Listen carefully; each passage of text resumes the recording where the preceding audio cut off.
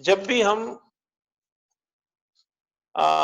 Corona virus को सुशासन के पहलू से हम जोड़ करके इस नजर से देखें, क्या हमारे देश में गुड गवर्नेंस है? पहले तो आपको ये क्लियर होना चाहिए। जितनी बातें हमने बताया बच्चा अब तक, उससे आप ये मान लीजिए कि हमारे देश में गुड गवर्नेंस है। अगर कोई गुड गवर्नेंस से स्थान रिक्त है, माना कोई स्थान रिक्त है जहां नीतियां नहीं पहुंची हैं, जहां खुशियां नहीं पहुंची हैं, जहां लोगों का अंतिम व्यक्ति का भी उद्धार या विकास नहीं हुआ है, मैं सहमत हूं कि अभी ये पूरी तरह नहीं हुआ। अगर ऐसा हुआ होता तो हर चौथा व्यक्ति गरीबी रेखा के नीचे और हर चौथा व्यक्ति अशिक्षित नहीं होता।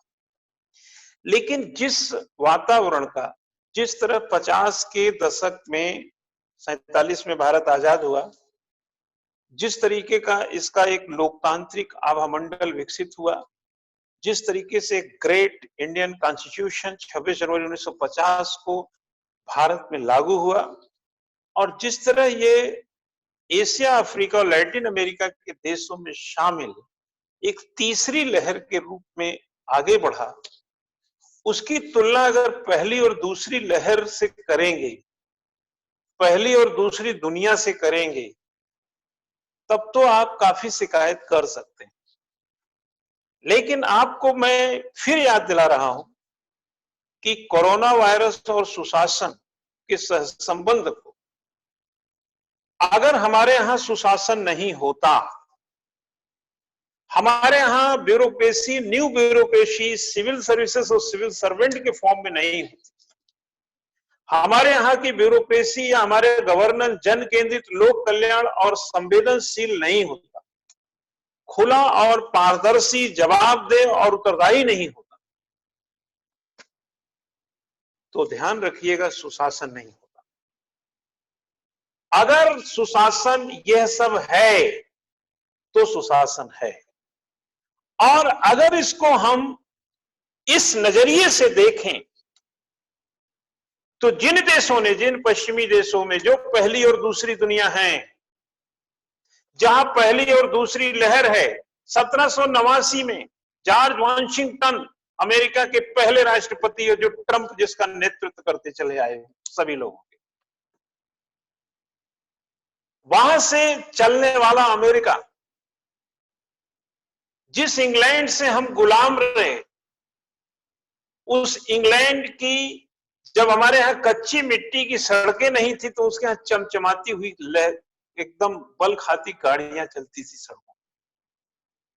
हमने अपने लोकतंत्र, ग्रेट इंडियन कॉन्स्टिट्यूशन और तीसरी लहर में शामिल एक ऐसे देश के रूप में सुशासन को आगे बढ़ाने का, गवर्नेंस को आगे बढ़ाया, ताकि हम उस गवर्नेंस के भीतर, उस ब्यूरोक्रेसी के भीतर एक ऐसे ओपन अप्रोच, एक ऐसा मानव संरक्षण, एक ऐसी जवाबदेहिता, एक ऐसी संवेदनशीलता, एक ऐसा लोक कल्याण और एक जन केंद्रित व्यवस्था भर पाए, जिसका मात्र उद्देश्य इस देश के नागरिकों को सशक्त करना हो। देश की जनता सशक्त तो शासन सशक्त होती है। इसीलिए कहा जाता है कि समाज जैसा होता है उसी को वैसा ही शासन प्रशासन मिलता है, और शासन प्रशासन समाज को बदल सकता है। यही कारण है कि 18.33% साक्षरता से आप 75% की कगार पे खड़े हैं। हो सकता है 85-86 हो 2021 की जनता। ये शासन के कारण है। और क्या शासन में संवेदनशीलता, जन केंद्रण, लोक कल्याण की भावना नहीं होती तो क्या सबको शिक्षा, सबको चिकित्सा, एक भी व्यक्ति इस वायरस से ग्रसित न रहे, इसकी होड़ होती नहीं होती। हर देश का सुशासनिक मापदंड भिन्न है। क्या समझे? मेरा भाई झगड़ेलू ही सही, लेकिन भाई तो मेरा ही कहलवाएगा। वो आपके पिता चाहे जैसे हो, सबसे समीप का संबंध तो उन्हीं से आपका रहेगा। हमारी शासन व्यवस्थाएं, हमारा संविधान चाहे जैसा हो, ट्रंप तो हमारा हितैषी नहीं होगा ना, इंग्लैंड नहीं होने वाला ना। हितैषी तो हमारे देश की सत्ता ही हमारी हो। थप्पड़ भी मारेगी लेकिन सुबह शाम रोटी भी देगी। शिक्षा की भी चिंता करेगी, चिकित्सा की भी करेगी। जो पुलिस वाले लॉकडाउन तोड़ने वाले को लठ देते हैं, वही पुलिस वाले रिक्शे में मैं देख रहा हूं कि रसद सामग्री घर घर पहुंचा, वही लोगों का बर्थडे मनाने में उनको मदद कर रहे हैं, वही चोट लगे बीमार लोगों को हॉस्पिटल पहुंचा रहे हैं। आपको कहते ना कि तुम्ही ने दर्द दिया है, दवा तुम्ही को देना। तो जो हमारी सत्ता है, जो हमारा संविधान है, वही हमारा शासन, वही हमारा सुशासन। अगर उसमें संवेदनशीलता का अभाव है तो समय के साथ पूरा हुआ। जितने बदलाव आए वो सब समय की मांग और समाज का बदलाव के परिणाम स्वरूप आया। समाज बदलता गया, शासन बदलता गया, समाज बदलता गया, प्रशासन बदलता गया।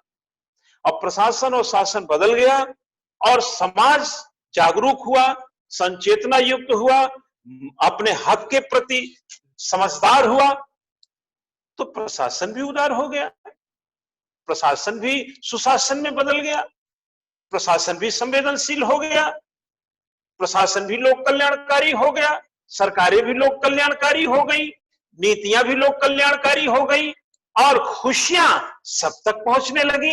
यही कारण है कि कोरोना वायरस के इन दिनों में हम सुशासन का लेयर चढ़ा चुके हैं। सुशासन है तो उस सुशासन का फायदा क्या है? एक भी व्यक्ति छूटने ना पाए। 6 फीट की दूरी रखो और संक्रमित छूटने ना पाए, यह है सुशासन।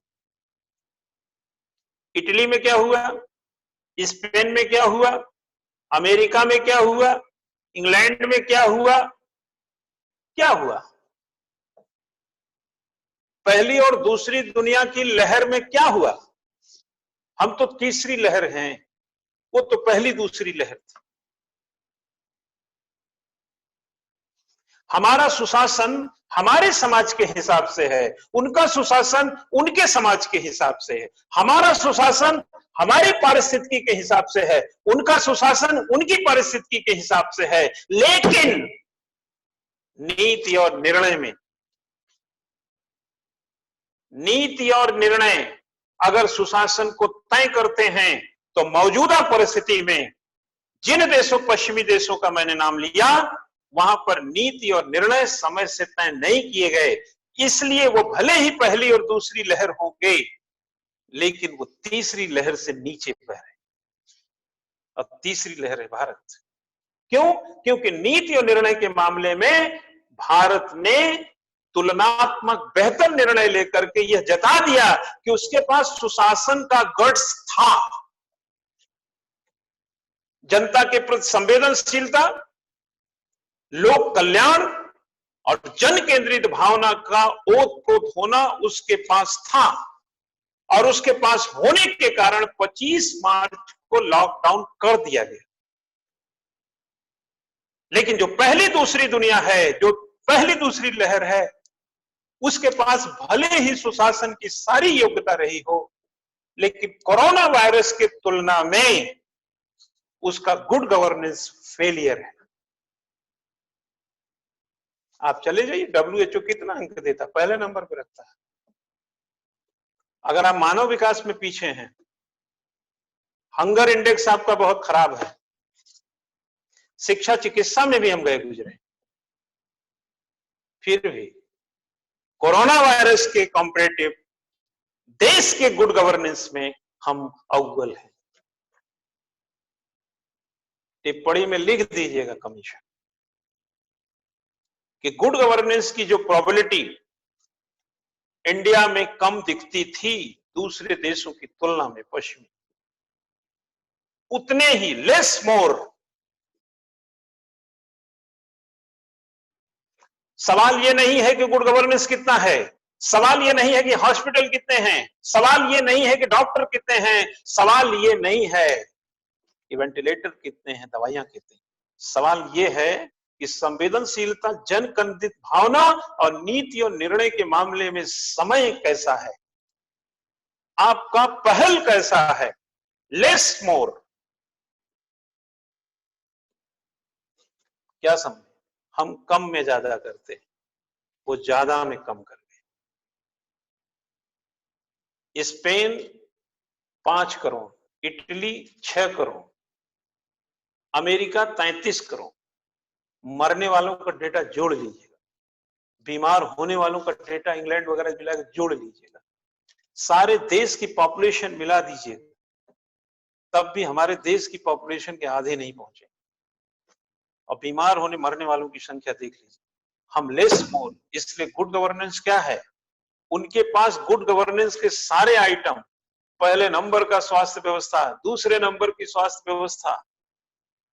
हम लेस, हम कम में ज्यादा करते हैं। यही बात मैं आपको बता रहा हूं, आपको कम में ज्यादा करना है। दिन भर पढ़ते रहेंगे, लिखेंगे नहीं, बताएंगे नहीं, प्रेजेंट नहीं करेंगे, ताकत नहीं बढ़ेगी। तो हमारे यहां जो कोरोना वायरस के साथ सुशासन का परिप्रेक्ष्य है, effect of good governance, good governance का प्रभाव कोरोना वायरस पर दिख रहा है और उनके गुड गवर्नेंस का भी प्रभाव वहां दिख रहा है।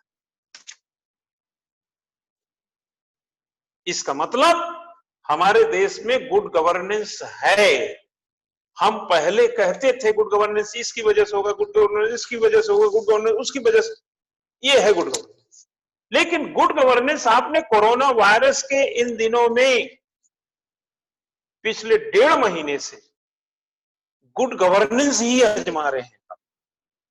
70 सालों में ये पहला मौका है जब देश ने गुड गवर्नेंस को आजमाया और उसमें पता चला कि हमारे पास गुड गवर्नेंस है, लेस है, बट हमने मोर किया है। तो हम तो मोर ही मानेंगे, हम तो मानेंगे कि अमेरिका से बेहतर हमारा गुड गवर्नेंस, हम तो मानेंगे कि स्पेन और इटली से बेहतर हमारा गुड गवर्नेंस, हम मानेंगे इंग्लैंड से हमारा बेहतर गुड गवर्नेंस। क्यों नहीं माने, क्यों ना माने। जिस वारेन बेनिस ने 1965 में 30 साल में ब्यूरोक्रेसी को खत्म करने की बात कही थी, वो ब्यूरोक्रेसी कहीं खत्म हुई कि नहीं खत्म हुई, बट इंडिया में खत्म हुई थी, क्योंकि इंडिया में एक सिविक कल्चर सिविल सर्विसेज में आ चुका था और वही सिविक कल्चर है जो सेंसिटिव बना दिया उनको, और यही सेंसिबिलिटी है जो यहां पर लोगों के एक एक व्यक्ति की चिंता, ये गुड गवर्नेंस की पराकाष्ठा है। अब इसको हमको मोदी जी का जो ना फॉलोअर मत घोषित कर दी, ये मत सोचिएगा कि सर तो मोदी साहब की बड़ी तारीफ कर रहे हैं।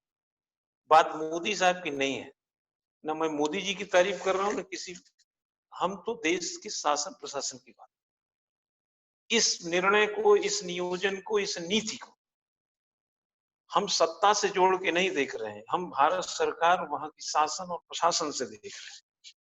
ना बीजेपी ना कांग्रेस हो रहा है, समझ गए कि नहीं?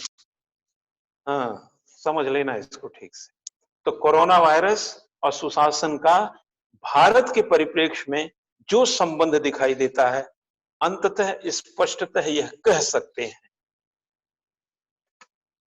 कि भारत उदारीकरण के बाद जिस तरीके के सुशासनिक राह को अपनाया और नौकरशाही के कवच कुंडल को जिस तरह उतार करके सिविक कल्चर के साथ सिविल सर्विसेज और सिविल सर्वेंट की अवधारणा से ओतप्रोत हुआ, जिस तरीके से उत्तरदायित्व, जवाबदेहिता और पारदर्शिता के साथ जन केंद्रित लोक कल्याण और संवेदनशीलता का पर्याय बना, उसी का बृहत कारण है कि समय के अनुपात में सही नीति और सही निर्णय के साथ कोरोना के संक्रमित एक एक व्यक्ति के बारे में शासन प्रशासन की चौकस दृष्टिकोण, दृष्टि और लॉकडाउन का एक बहुत बड़ा परिणाम सुशासन को कहीं ना कहीं कोरोना के सामने बहुत विशाल रूप में खड़ा कर दिया। भले ही विकासशील देश भारत तीसरी लहर हो, भले ही कहीं पे कुछ भ्रष्टाचार और कहीं पर कुछ अनियमितताएं व्यापक पैमाने पर व्याप्त हो, लेकिन कोरोना वायरस के मामले में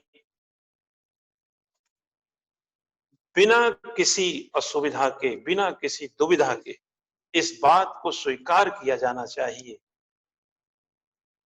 कि भारत में सुशासन की पराकाष्ठा इस मामले में है। छोड़ दो एग्जामिनर के लिए, छोड़ दीजिए एग्जामिनर के लिए, बाकी वो डिसाइड करेगा क्या। आया समझ में? ओके, अगले सेशन में चलते हैं।